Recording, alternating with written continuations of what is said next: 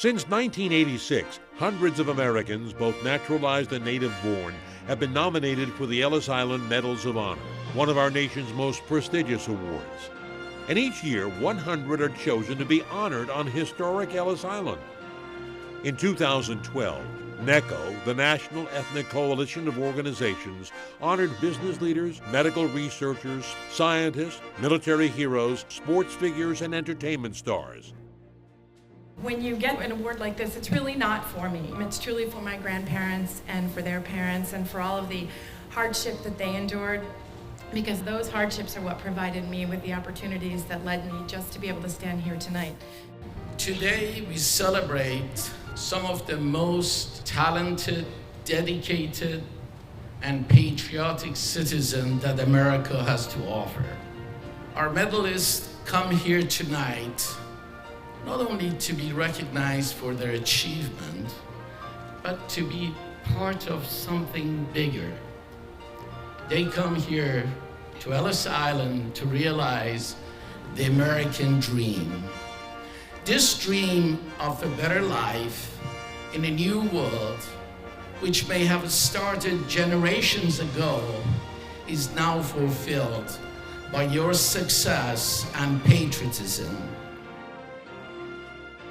And from this esteemed group of 100 medalists, here are 4 of their stories.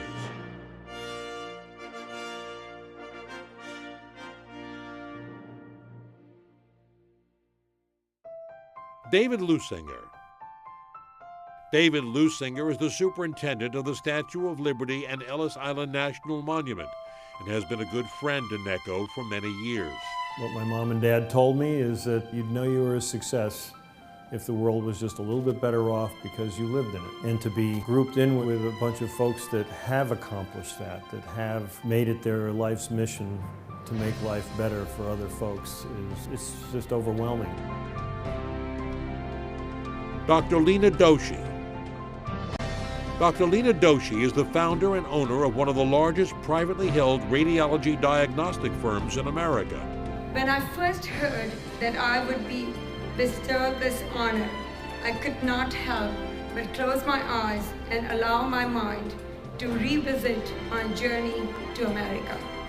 Coming to America, my mom probably instilled that since I was 4 years old. I don't remember ever not knowing that I would be coming to America. Lieutenant Colonel Eddie Monroe, United States Air Force. Lieutenant Colonel Eddie Monroe fought for freedom in the skies over Europe during World War II and was one of the legendary Tuskegee Airmen, the nation's first African-American fighter squadron.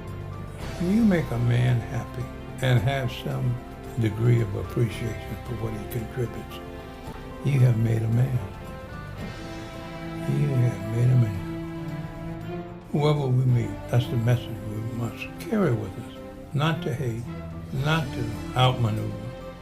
Not only are you fighting and you're out there for your country, but your country is out there for you. Michelle and Howard Kessler. Michelle and Howard Kessler are well-known philanthropists and the co-founders of the Kessler Family Foundation. We have been a partnership from the beginning for people who came from really, really modest backgrounds, extraordinary where we are. It may sound corny, but we both come from the attitude of better town, better country, better world.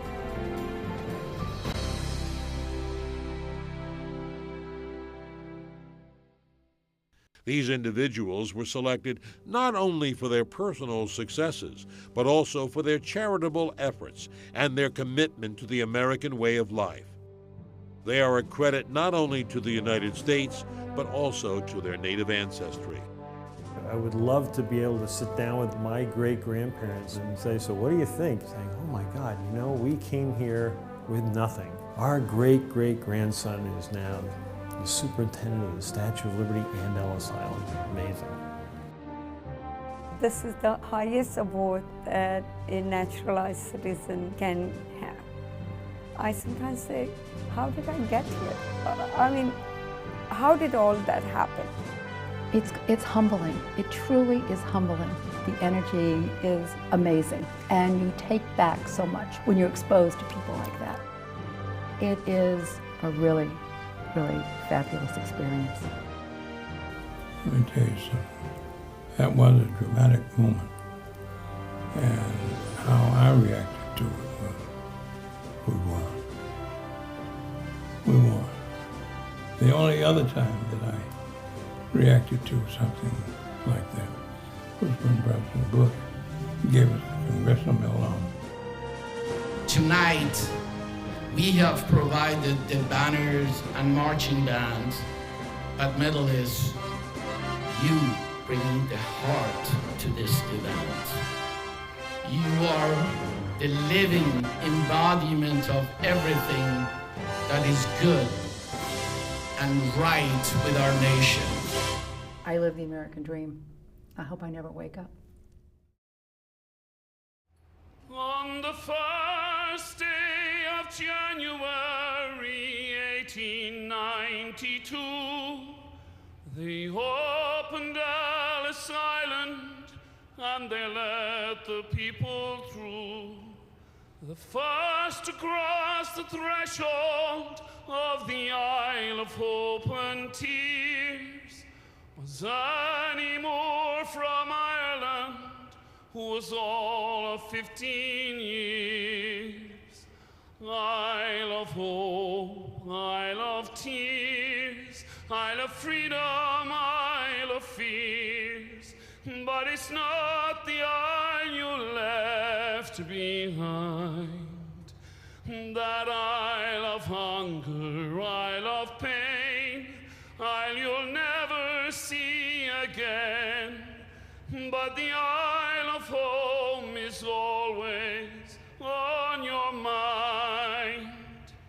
When they closed on Ellis Island in 1943, 17 million people had come there for sanctuary.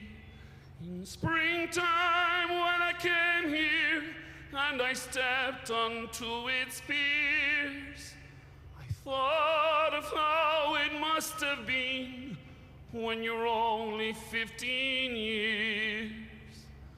Isle of Hope, Isle of Tears, Isle of Freedom, Isle of Fears. But it's not the isle I left behind. That Isle of hunger, Isle of pain, isle you'll never see again. But the Isle of Home is always on your mind. Thank you.